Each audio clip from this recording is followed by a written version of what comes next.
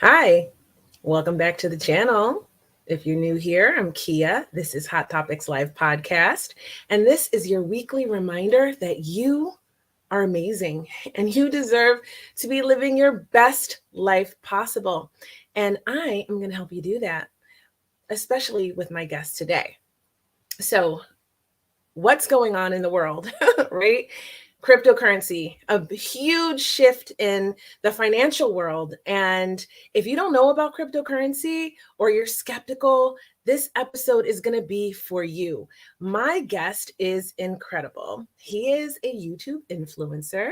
He has a channel called the Crypto Singh, and he is very important into the role in India of expanding the space. So he's very knowledgeable. I brought him here special for you because if you want to know how you could potentially create generational wealth for you and your family using DeFi and cryptocurrency, then this episode is going to educate you and you can make an informed decision. So without further ado, I am going to bring him on and get this party started. Hi. Hey, Kia, how are you?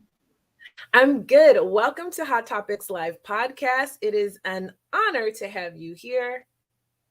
It's my pleasure to be here. Awesome. So, where are you now and what time is it? Well, I am in my house. It's about midnight. It's actually 1 a.m. here in India. Oh my gosh. Thank you so much for being a part of the show. This is a global show. Our audience is global. And I love to remind people where we all come from. You're in India. I'm in the United States, where it is 11:10 a.m. for me. And we have come together to help the global community and educate them on cryptocurrency and DeFi and what it is and how we can benefit from it. So tell me a little bit about you, Gunpreet. Tell me, what made you get involved in cryptocurrency? So let me put it this way. It's interesting, but when I was growing up, I was very inclined towards the technology in general. And I still remember that I did my studies in US and I was getting back from US to India. And then I saw the 2008 crash coming in. Now, I was always inclined towards a dot-com thing. And I thought, you know what, the future, even today, lies in technology. The point is which technology will come forward. It really makes a huge difference in your business because of the efficiency that you're going to get with technology or the results that you're going to get. So I did a lot of research at the time of dot-com bubble to get the business online. Now then, so since then I've actually been inclined towards technology. I keep finding something new or the other to get into it, and then I did, and then it's always said that you got to invest in yourself before getting into anything. So started educating myself on this new technology. Look, you got to update these technologies. They change. I mean, they update so frequently that you need to update what's happening.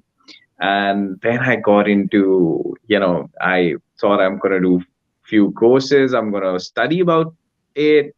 And I met Brian Rose, and I joined London Real as well. And here we are with this lovely global family, crypto. Well, I mean, it's truly, as they say, crypto is global, the family is global. Look, you're sitting there, I'm sitting here. It's almost like one family today. Yeah, it's true. It's true. So I'm interested because I know, so as you can see, I wore jewels today. Okay. And I know that your background is in jewels. Absolutely. So I want to know a little bit about that because I think that's interesting that you're in such a different field than technology and you shifted from that to dive deep into this world of definance and cryptocurrency. Okay, so it's very interesting. Actually, I'll tell you how it So one of my first experiences with a kind of a business that we're in was, when a client wanted, it's slightly technical, but I'll just go through it briefly, because when a client wanted to actually send a payment to me standing in my shop or standing in my outlet, and they couldn't do that because the governments would ask you for thousands of papers to be submitted before they get the remittance into your account. Look, crypto just solves it. You have a waiting day of about 8 to 10 days till the payment reaches you in your account. Crypto solves it in 1 second. So, you do a transaction on your phone and the payment is into your account. Well, that's just one of the use cases that I saw. But the other use case that, in diamond jewelry also, any business that we're doing today in the world, I think blockchain is something that you really require into it. Now the new thing that we started in Diamond itself is that KYD, which is Know Your Diamonds. Now, Know Your Diamonds is something that anybody who buys diamonds from us will actually know which mine did the diamond come from, when was it mined, how many days it took to manufacture a diamond itself, and how many days did the manufacturing person take to cut that diamond into two or three different shapes of diamond. So you have an entire history of the origin, the time of the processing to the retail sector. So you have an entire thing based on blockchain now. So there's no duplicacy. And it does not matter how many hands it changes, because that entire transaction is there on blockchain now. So in every business, I think, you can adapt to technology. And I always believe, again, you're in any business, technology is a way forward. And jewelry has, coming from a very different background, actually.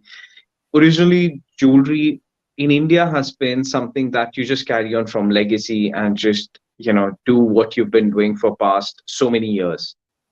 But the point is that it needs to change. Things need to change. Businesses need to grow. So technology was for me the way ahead, and blockchain solves a lot of it. It solves the duplicacy, it solves the payment system. So I think it's just so efficient that you don't require those involvement of banks and all the other processes that are being taken place. Plus, you are not, there's no fee that has been cut in between what the banks take.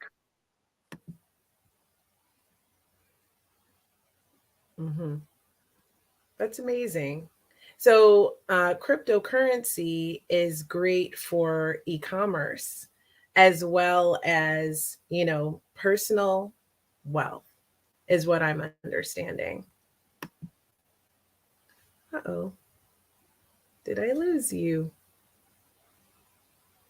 Well, we'll wait for him to come back on. And in the meantime, we will discuss this a little bit further, because I think that he hit on some really good points there about cryptocurrency and, oh, I think he's coming back. Cryptocurrency and technology and the .com era. So when he's back. So this is what I was just talking about. I think you made a really good point about cryptocurrency and the DARA and how it can work for e-commerce, all tying in together. So I remember the .com era, and when and this is interesting because a lot of people that I speak to that are hesitant about cryptocurrency and finance, who don't really understand it, which is most people, they have this sort of fear of it. And if you remember back to the era, people sort of guessing email, people were second guessing the internet and connecting online, and all of these companies, these tech companies that started in the late in the 90s, right? And so that whole time period was really essential to the movement forward of the web and of shifting technology. And now we see that same thing happening in the DeFi space. So do you think that cryptocurrency and definance are similar? Like it's sort of repeating that time period where technology was advancing with the internet, and now it's sort of advancing technology in the financial world with cryptocurrency? So, every industry has a phase. Now, the initial phase of any industry is a hype phase where everyone gets into the hype. And then what happens suddenly is they see that there are no results. And then what happens is then when there are no results, you see what's happening today. But one thing people miss out is that when there's an hype in the industry, when the technology is there which can take over the world, there are a lot of people at the back end working behind it to get that back on track. And I see so many partnerships, I see so much happening behind the curtain or behind the scenes, which people don't see. Because a lot of people still believe blockchain is about Bitcoin going to 70,000 or 15,000 or 18,000 or all these figures, but it's actually much more beyond than that. So so what's happening behind the curtain, you can't ignore the fact that we have all the bigger companies have already jumped in.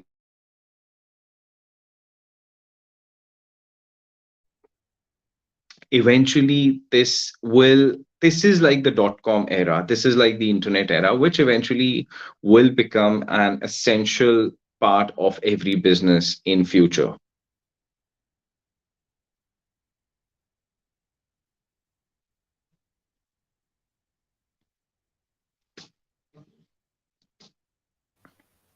There we go. I agree with that.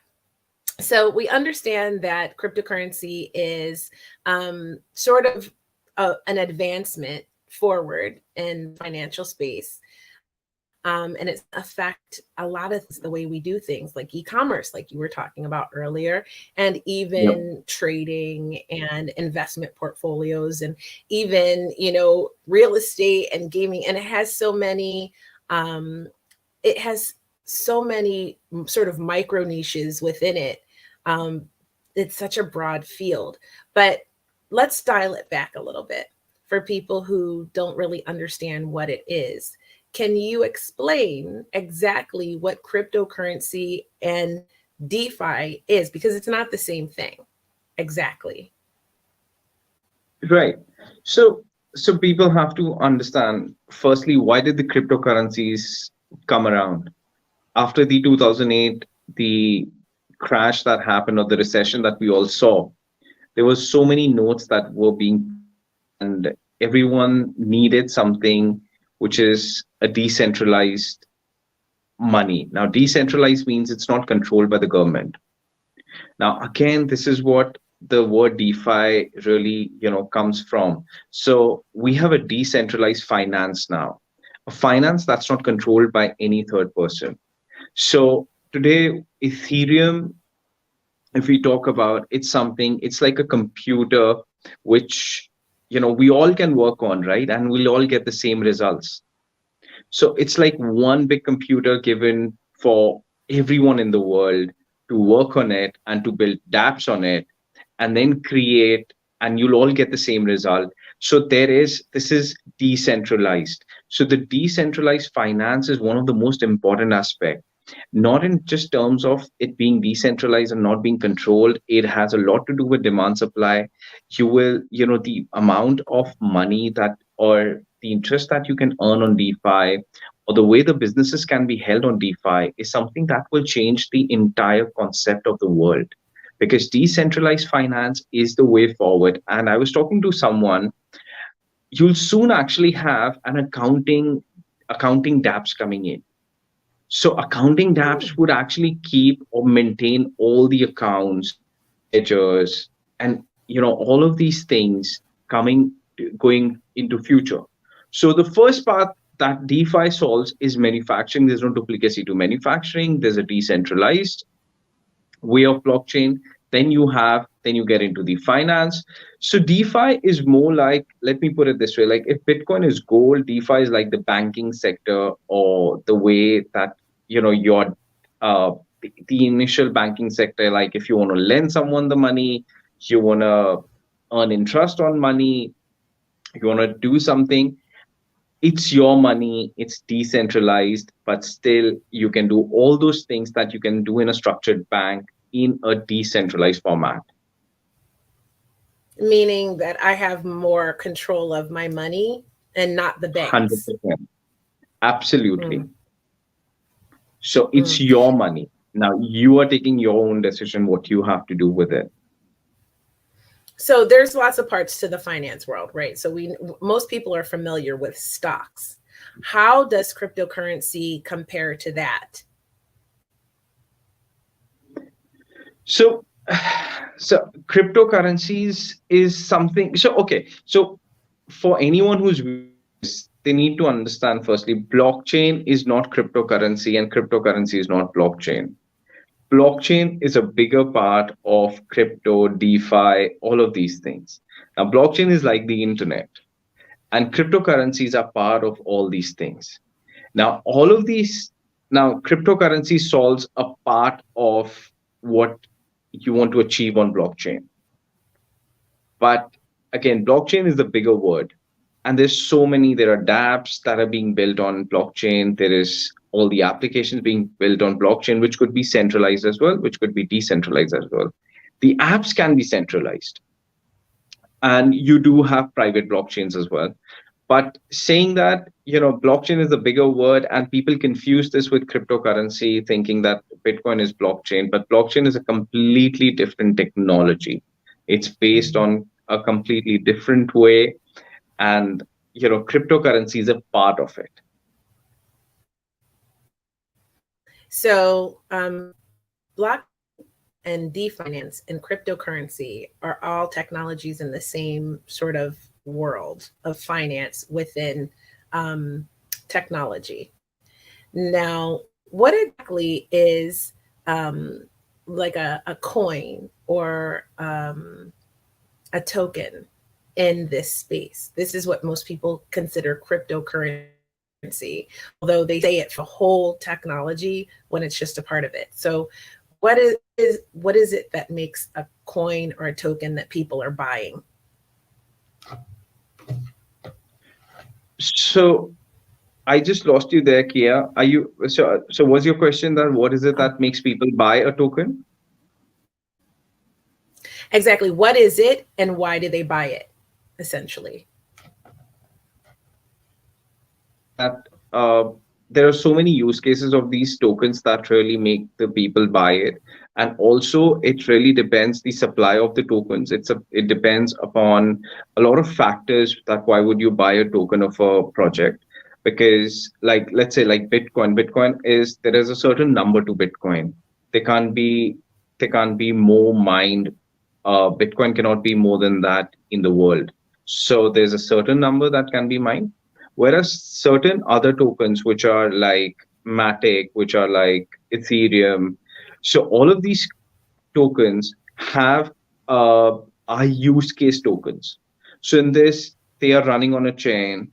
When you use that chain, you pay a gas fee. So the gas fee, what eventually happens is it's burnt in Ethereum. So in a layman's language, you're paying a certain tax for doing those transactions, and those transactions are being paid in Ethereum. And it's just the more number of applications that would be built on Ethereum, the more number of Ethereums would be destroyed, because in the gas fee, or as in the layman language, the tax would be taken in a way.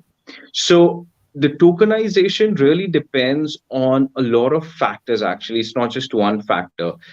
So a lot of these tokens are still in the hype process. They're still under the process where they are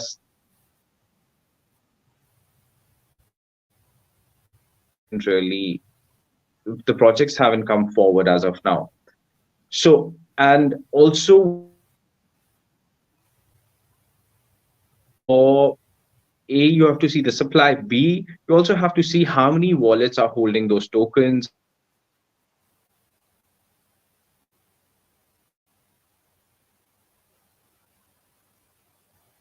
Uh-oh. Distributed to just, Oh, there we are. yeah.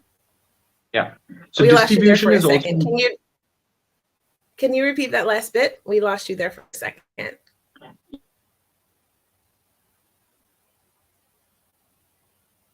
Uh-oh. It looks like we're losing him. Hopefully we can get it sorted out on his end, because I think it's very interesting, the difference between these tokens and what he was saying. So, oh, you're back. Yeah. Perfect. So can you repeat that last bit for us? Supply of tokens is important, distribution of tokens is important, that you don't want to see the majority of tokens being held by just one person. You need to see it more decentralized. So I still believe in the process of decentralization. So I believe that the tokens that you buy should be decentralized more than it being centralized. Because with centralized, you'll have few major wallets holding it. But so decentralized is something that I still believe is the way, because look, the crypto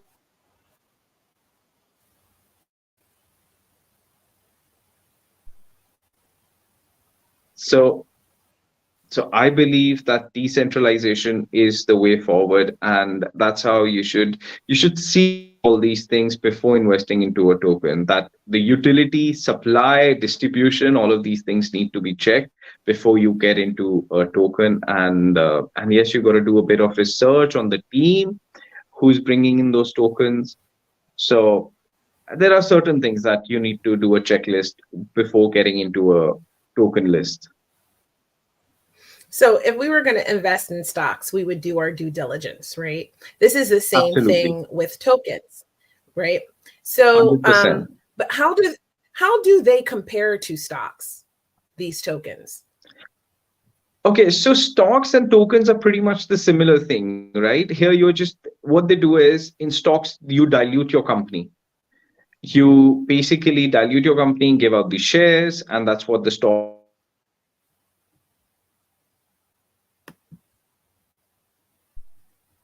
Crypto is just tokenizing your company and putting it out in the market itself.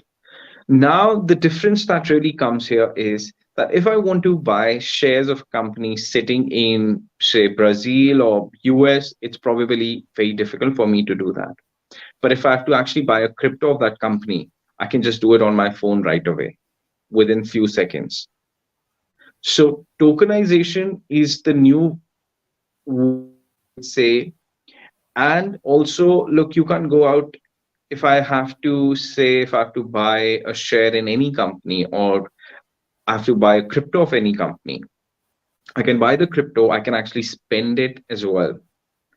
But the shares, you can't just go out and you can't ask someone that would you take. I mean, today you can buy who knows, in future you might just you could buy Tesla from Dogecoin. But what I'm saying is, but you won't be able to buy Tesla from the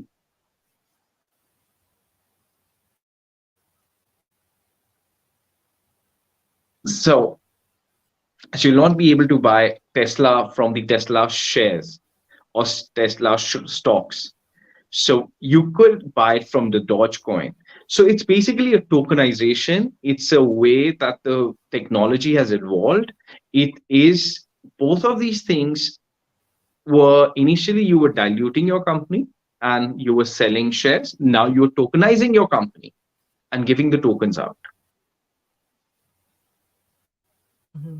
So what would you say to people who say, well, when you buy a stock, you get like this form, you have something physical in your hand, but when you buy a token, you don't have something physical? What would you say to those people? Okay, so I can say a lot of these things. So look, it's very simple. Even when you buy stocks, what do you get? A piece of paper. What happens if so many companies have gone bankrupt? What happened then? Do you get anything back? No, it's probably the easiest way to file bankruptcy and just go away. I mean, already happened in the world. So just by holding a paper, it's like saying, let me get back to the currencies where people still believe.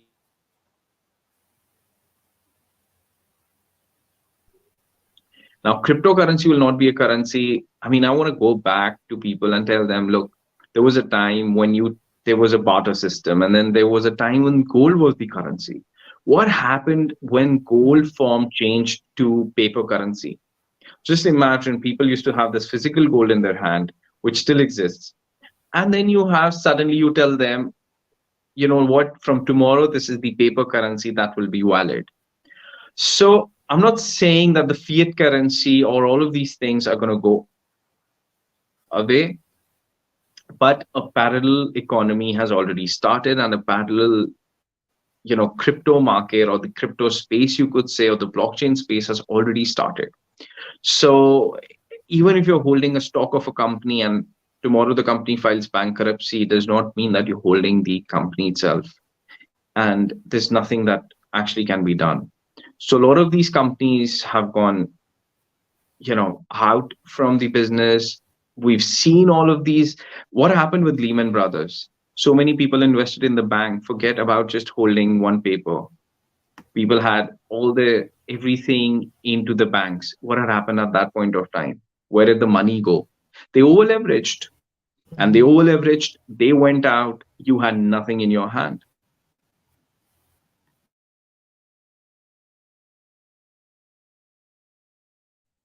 We all know people lost in millions at that point of time. So, you know, just by saying that we hold something is not something that, you remember the times that there were when we used to transfer money from cash or give the physical currency to someone. Then came RTGS, then came, NEFTs, then came all of these transactions via bank. Those were also online transactions that started happening eventually. So all of these things,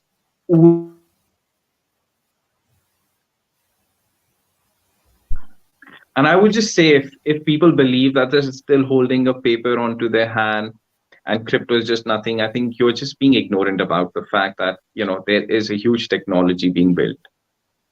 So that's all I can say, because you really got to open your eyes and see what's happening around us, and not just by saying that, because half knowledge is bad, and the half knowledge that we all get is actually the negative knowledge. The positive ones, we don't take it, and nobody wants to show that. So it's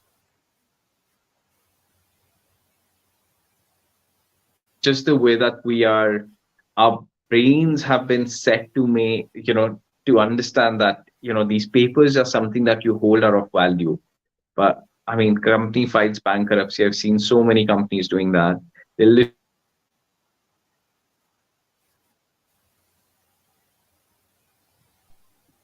So people look, I mean, not just the papers, people do say that the crypto markets are also volatile. The crypto market. Mhm.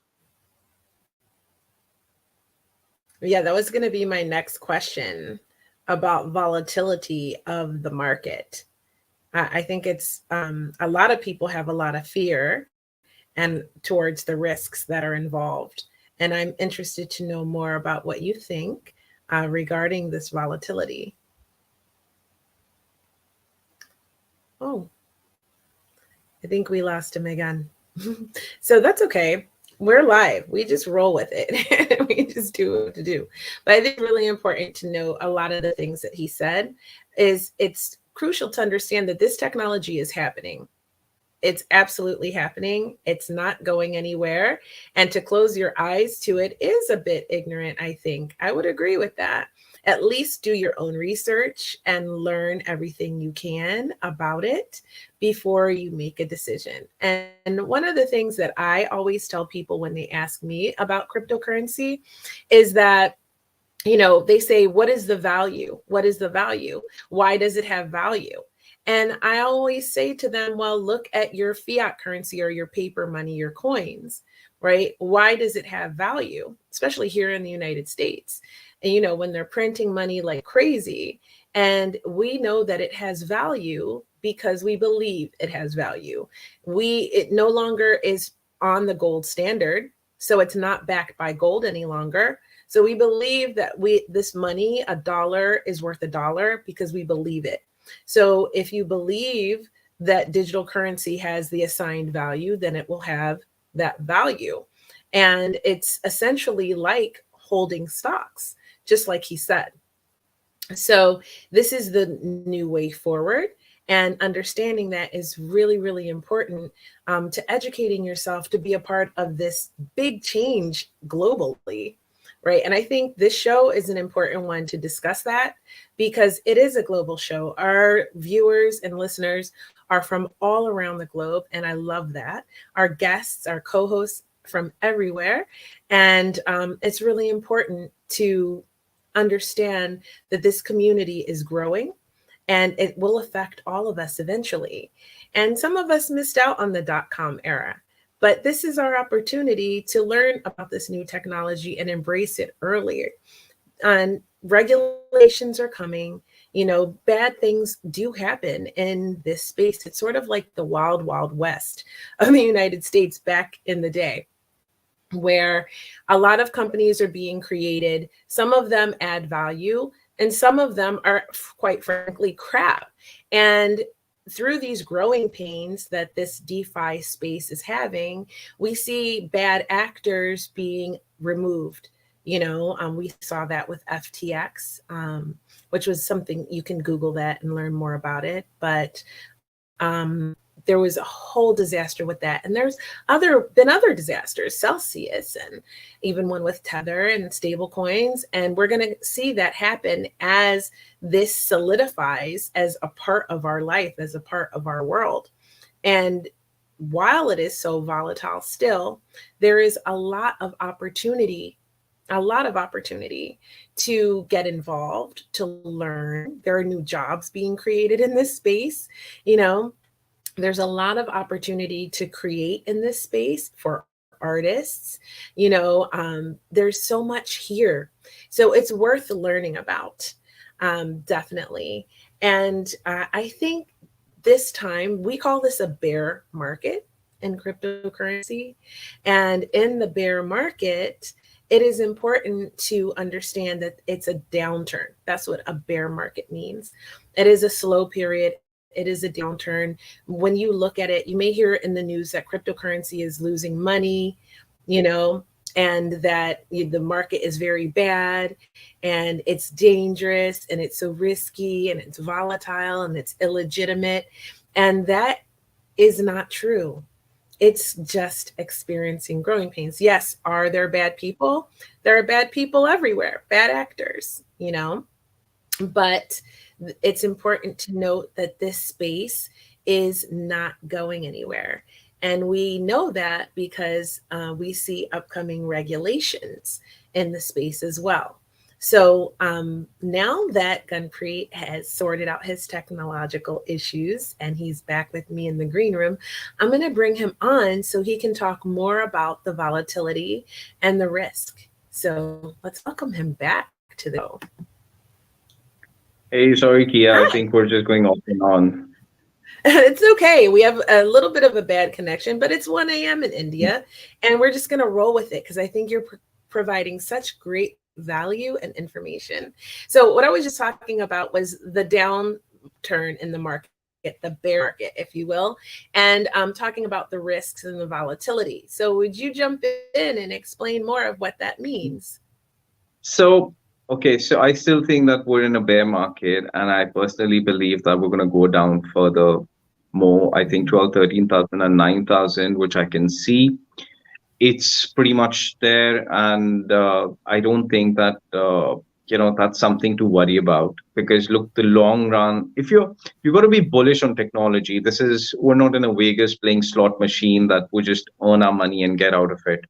So if you're bullish on the technology, you have to understand. But one thing I do want to bring in is we do talk about decentralization, but we need regulations.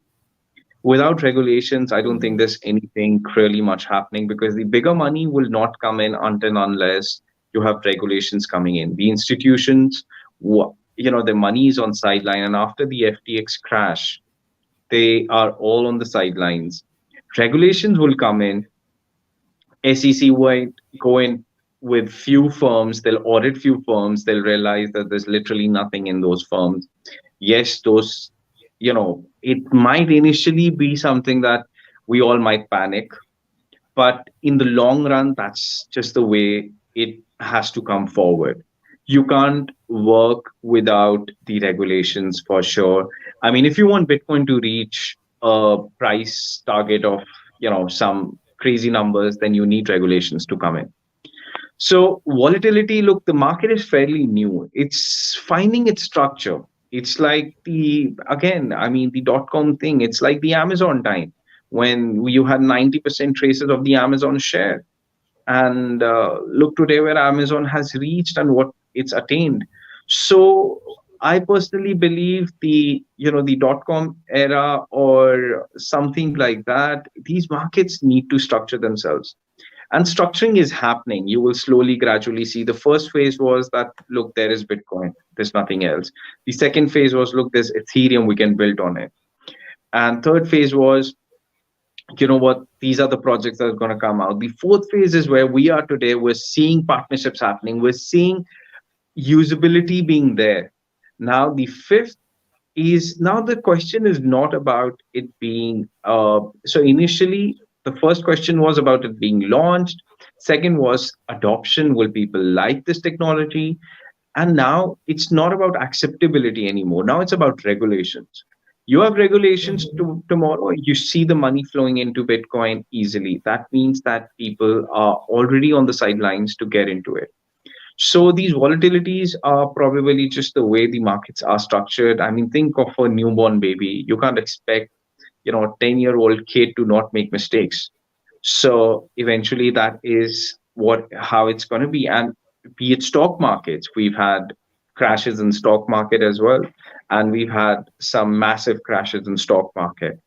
So it's not just about this market in general, it's any market that comes in new. I mean, try and understand from a layman. If you start a new business today, I mean, you're going to have problems for first few years until unless you really settle down in the business.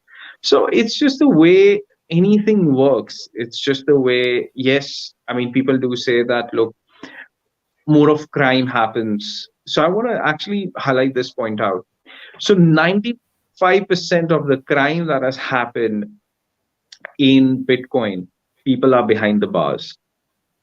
So if you actually go Google the stats, they've all been caught. So just saying that crime happens in, Bitcoin or, currencies is not really the point. The point is crime is happening much more than that outside the world. But it's just Mhm. that this is easier to calculate. It's a really good point you made. And that's a great statistic for people being caught up for perpetrating crimes in this space. So, okay, my big question for you is, what do we need to know about crypto when it's in a bear market? How do we navigate it? Okay, so for me, to be fairly honest, in a bear market, if we're talking about the price point of view, I think it's just Bitcoin, Ethereum for me. And the Mhm. other coin would just be the trade off that, just trade in, trade off kind of product that I would do. Because all of these, again, we are in a mode or we are in a position where these partnerships are taking place. But how these partnerships would shape up, how these companies would accept. So, my question, even till date, remains is, can a company completely run with the revenue model on a blockchain? Well, the answer today is really no for it, because Mhm. there are certain companies that can do it, but not all the industries. So, till this revenue model is structured up and the entire efficiency problem is solved, the scalability things are solved, the gas fee, what we're seeing in a bear market, we're not seeing the gas fee problems right now. For another 2 years, Mhm. we get the bull market, we'll again face those same problems. The point is, we don't want to face those problems again. We don't want to see those issues happening again. So it's still I would personally still believe, look, Bitcoin and Ethereum is something I don't have my doubts on at all. But the other coins, I would still just, refrain myself in a bear market. It's like, right, I mean, if I talk about right now, it's more like it's raining outside and it really depends who's wearing the raincoat and who's going to get saved. So for me, I know for a fact that Bitcoin and Ethereum, I mean, there's They're the two backbones of this market. So, so for me, that still is the point. And the other cryptocurrencies, I would just keep doing my own research and just, trying to figure out which one I think is good in terms of partnership and all that. And still, but I would still believe that I would invest very probably in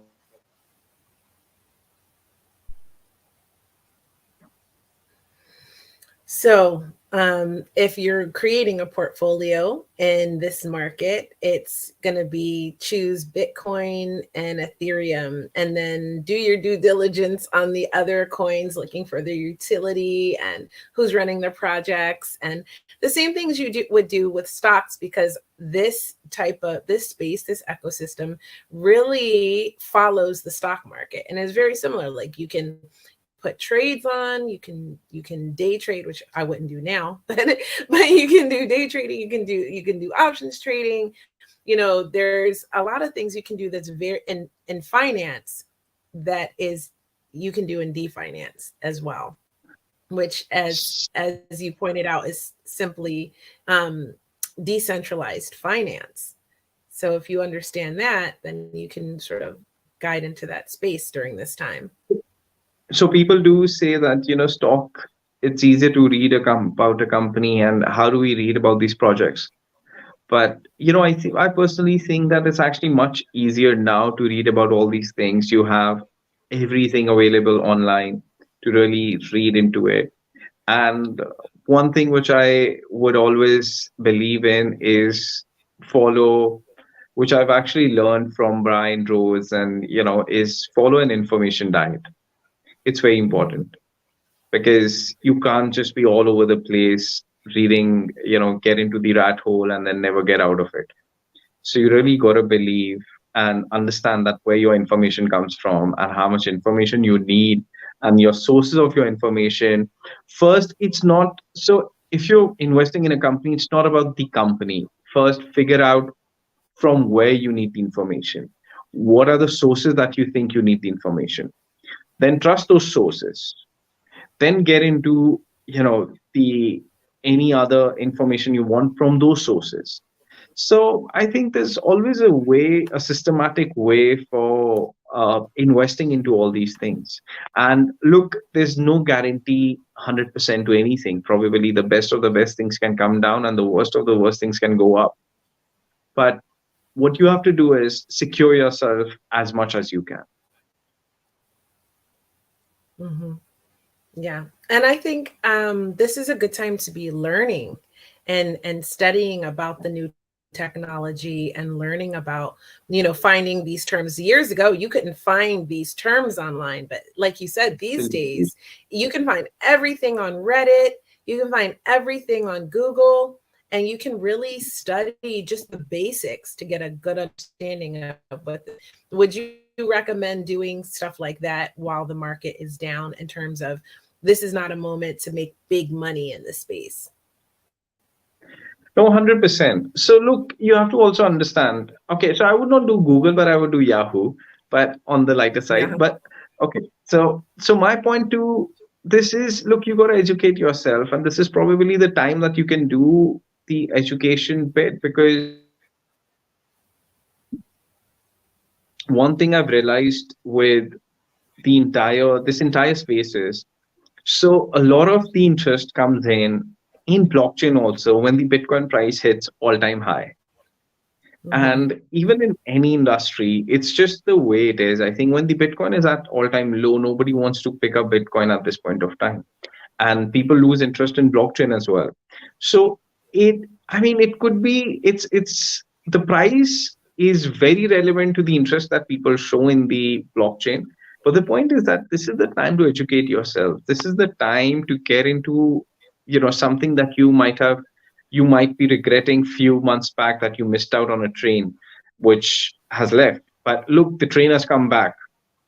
It's giving you one last opportunity.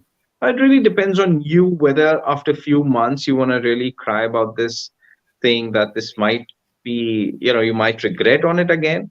But I would just say that keep educating yourself and do your own research. And look, don't be ignorant about what's happening. So don't just feel that this, it's something. Look, all the countries are getting CBDCs. Now, CBDCs are what? They are actually cryptocurrencies in a way. The countries are saying they're going to ban cryptocurrencies, but what they're doing is they're getting their own crypto. So I don't know what the ban really means. So they literally can't ban cryptocurrency. You have to understand what these guys are doing. They are getting their own cryptocurrencies and telling you, look, the cryptocurrencies are bad. But what are CBDCs? Technically, they are cryptocurrencies. So you have to understand what is also happening behind the scenes. Why do you think? And today, if you think that the CBDCs, if CBDCs come, what's the need of Bitcoin or Ethereum? Well, let me tell you that nothing more than just they're launching CBDCs is because they'll be, for them, they'll be printing more CBDCs, coding more CBDCs again. So that hardly matters. If, in fact, it's actually nice because they lay a path for all the cryptocurrencies to actually get into it. So they're going to get onto the private blockchain. They're going to get their CBDCs in, which is happening around the world, which means they are getting the cryptocurrencies in. The governments are into it. I mean, the institutions are into it. It's just about the regulations, I think, we're still waiting for. Cryptocurrency. I love this part where you said they're banning cryptocurrencies, but they're creating CBDCs. And what are they but cryptocurrencies? And understanding what's happening behind the scenes. You have to have that this curiosity, this desire to understand this. And then you start to see sort of the breadcrumbs of how this is really solidifying into a part of our world. And then definitely once the regulations are in and the big players come in, I mean, this is not going away. This is, you can have the opinion of, I don't trust cryptocurrency, but it's not going away. And I do agree that it's kind of a bit of ignorance to just turn a blind eye to it. Well, I don't think it's going away. I personally think it's coming in a big way. It's just about, it's a matter of time when these regulations come in. And trust me, the moment regulations come in, you're going to see that effect in the market coming in as soon as that happens. So initially, it was always, we always thought, that, without regulations, this is just a scam that's happening around the world. I think we're over that phase. Bitcoin is not a scam, has already been, I think it's gone long back. And then you have Ethereum, where everything is being built. Ethereum is like an entire banking system. I mean, if I talk about finance, so I come from a finance background. So let me tell you something. Today in the world, none of the banks would give you 8% to 9% interest on your money. In a deep finance, on Ethereum, you percent. Now, 8 to 9%, if you can stake your money, I don't think there's anything in the world that can give you actually that much. So it is just, the big institutions, they don't care for 100x, 200x, 300x. The bigger institutions care for few percentages. That's it. That's actually the reality. For them, it's about the stable increment in. So that's why we believe in Bitcoin, is because when the institutions enter, they're not going to enter into the 100x coins or 2000x coins or all of these coins. They will enter into Bitcoin because for them, it's not about having 100x. And scientifically or practically, if you see, some people have, if you've earned 50%, that coin goes down. Next year, that coin goes down. Over the period of few years, we all know this fact that people who are earning the stable amount of interest or investing into certain stable coins have actually accumulated more than people trying to get into the 1000x or 100x or 500x coins. Because what happens is the coin might go 500x today, but it might go 200x minus tomorrow itself. Yeah. So the big institutions would enter into Bitcoin and Ethereum, and I see a lot of buying for Ethereum coming in. Ethereum is still holding stronger than Bitcoin, and I see this bear market going on till I think May, June. I think May, June we might just bottom out, and that's where I see this market going into. Because right now for a month we'll be around 17, 18,000, get everyone back into the bullish segment, and then bottom is in, is every YouTuber would be shouting, and then we're going to go back rolling down to 13, 14,000. And then I think we're going to go to 9,000 is my final target. But that's what the charts are showing actually. And fortunately or unfortunately, I don't think it's bad for the market. Look, I've already got a portfolio into it. It goes down, I'm happy to buy more. It goes up, I'm already holding the portfolio. So, I mean, I don't think there's anything I'm going to be missing out. But, if it goes down and people are still waiting for it to even go down further, I think they might just miss out, because these are all based on probabilities. There's nothing 100%, but it's here to stay, and this technology is not going anywhere. I agree. And I usually like to tell people when they're asking me what my portfolio should look like and things of that nature. When did I buy? You tell them, look, get comfortable with a certain number, right? So for me, I think that number is anything for Bitcoin. Let's use it as an example. For me, that number is going to be anything below 20,000, because I know and I believe, because I have a long-term strategy, which I think you should have when you're doing this, is that it will go up. It will at least go up to 30,000. Let's just say minimum, right? When it turns. Right. So for me, that's my number. I'm comfortable. I can buy in at 20,000 or below. Feel like oh my God, I spent too much money and be freaking out. Right. So anything below that, I think, is a win for me. So maybe your number is 18, 15, 10, but whatever it is, buy it and hold. And what would you say to people who say, oh, I bought it and I bought it at 20, right? And now it's down at 9 and I lost money. What would you tell someone who has that perspective? So it's funny, but when people say I lost money, that means that you were here for just the stock market or something, or I would say just for the Vegas show. You haven't lost the Bitcoin. The Bitcoin is with you. I believe in Bitcoin. For me, it's irrelevant what the price of the Bitcoin is. Look, you got to believe in the technology, what it is. I mean, if you think that it's just something, people have bought it at 60,000 also, they're still holding on to it because they believe that the Bitcoin is something that is, for them, is the future. People have bet. I mean, I'm not saying, but there's certain their entire house, they bet their entire thing on Bitcoin, and they put it on Bitcoin since 2012, 13.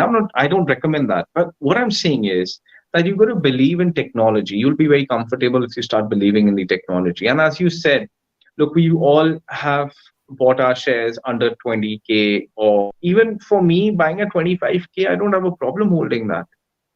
It's not about me losing the money. It's about that I know what's happening behind the scenes. It's about my belief in this technology, that I know this is the technology is the way ahead.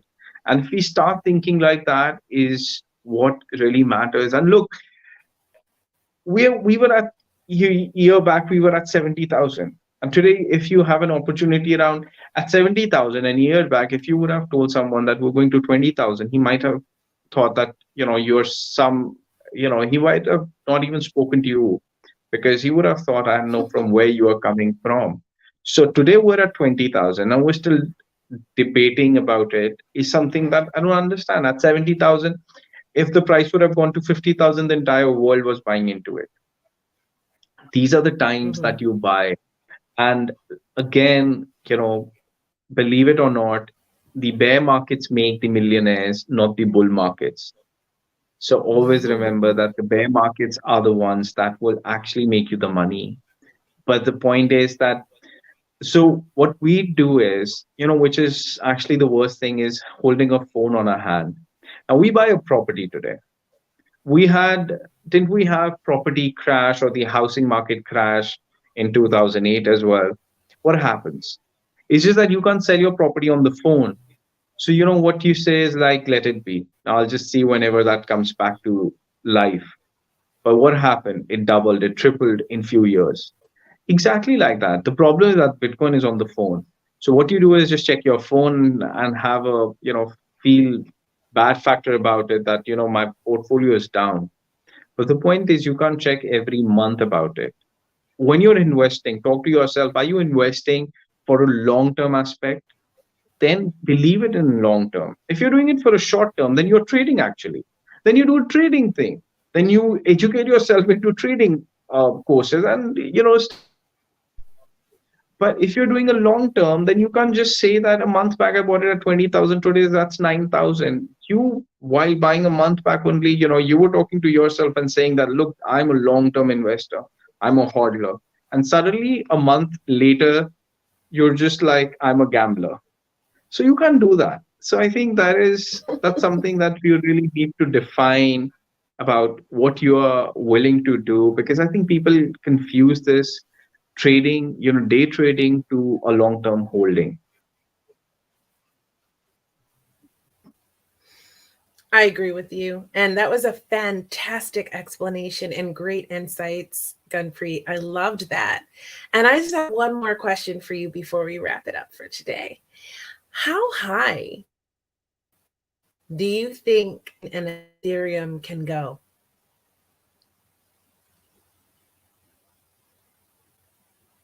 Um, it's a good question. How high I think Ethereum can go? Look, so for me, I have I have certain theses, and I'll explain you that. And I did explain it in my video as well. What I believe for the next bull market, I don't think we're going above 50,000 for the next bull market. People will expect Bitcoin to, cross 70,000, 80,000, 90,000. I personally think we might just reverse from there, get back in. People will lose their trust into it. And that is when the institutions would pick up. Institutions won't let everyone on this money. So they are there. So what are markets? Markets are money from your pocket to another person's pocket. These are what markets are. So from my point of view, I personally think we're not going above than 50,000 or somewhere near to that, and then we roll back down. Ethereum, again, I don't think we're going to go all time high in the next bull cycle. But the next bull cycle, because people would lose trust in Ethereum and Bitcoin by that time and lose the faith in it. I think we're looking at Ethereum, and I would say 6 years, 7 years down the line, I'm definitely looking at Ethereum at 10 to 15,000. Wow. What about Yeah.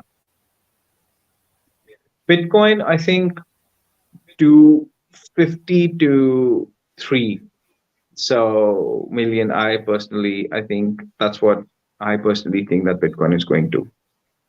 But look, these are again long term. wow? You know, we are here. So we on our channel we give you the the daily updates on the Bitcoin. But this is really long term. Depends a lot on the regulations. So I personally believe now the markets are dependent on the lot of decisions more than the charting, because your regulations, Mhm. your the countries accepting it. Now you have Rishi Sunak, who's a believer of crypto. He's there as the PM of UK. You have Dubai taking over the entire crypto space. I mean, Silicon Valley is shifting to Dubai in a way. So really depends on the decisions that the governments take, and I think that would really clear the space for where we are heading to. That's amazing. And I definitely agree that long-term strategy is going to be really important. Yeah, And with your projections, if you're right, this bear market and the next one are going to create so much opportunity to create wealth if you do your due 100%. diligence, if you do your research, and you start educating yourself now. So, what we should know about being in a bear market for cryptocurrency and DeFi is to learn and make a strategy, and of course, buy the lows, right? Make a strategy and follow that strategy, even when the bull market comes. Absolutely. So tell me about your YouTube channel and where we can follow along and learn more from you, Gunpreet. So my YouTube channel is the Crypto Singh, and without the space. And you can follow me on YouTube. You can follow me on Instagram, and we're trying to promote, or we're trying to give out the most relevant information, what's happening around us, or in a way you could say that it's more of a realistic channel than just telling you that Bitcoin is going to go this price or that price. It's about that. So that's where you can just follow us and be with us. You could like, share, and subscribe. I mean, that's as much as we're trying to get the best content out, and that's what we are doing. Mm-hmm. Well, I love your channel. I think you're doing great work. I think that you are educating a lot of people as a popular YouTube influencer. And if I am going to recommend people where to go and to get information, I'm definitely going to send them to the Crypto Singh. So I want to thank you so much for being a guest on the show and sharing all of your knowledge.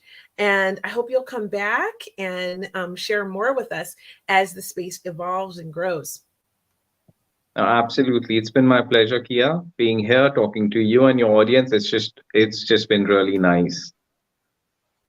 Oh, I love that. So if you want to learn more from Gunpreet, you can, of course, subscribe to his channel and go to cryptosing.net. You can follow him on Instagram, as he said, so you can get all your daily information and just learn. Spend this time learning and educating yourself and getting in on the opportunity to add cryptocurrencies to your portfolio, and make wise choices about what to do with your money and space. So again, Gunpreet, I want to thank you. I'm going to put you in the green room.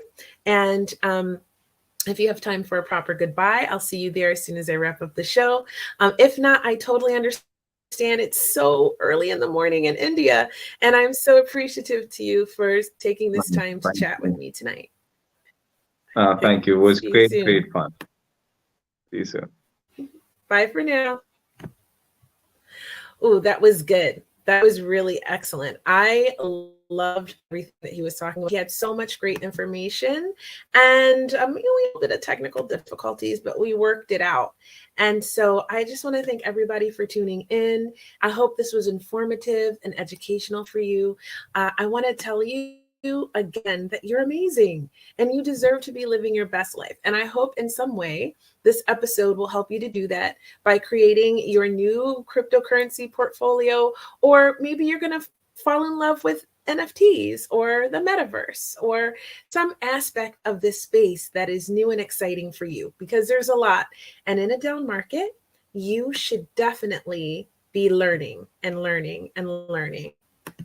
And of course, we buy the lows, okay? We sell the highs, or at least we try to do our best. And you can follow me on Instagram at Creativity, Hot Topics, the podcast, and of course at the Female Veterans Podcast, because if you're new here, you may not know that I do all my modeling stuff on my personal Instagram at Creativity.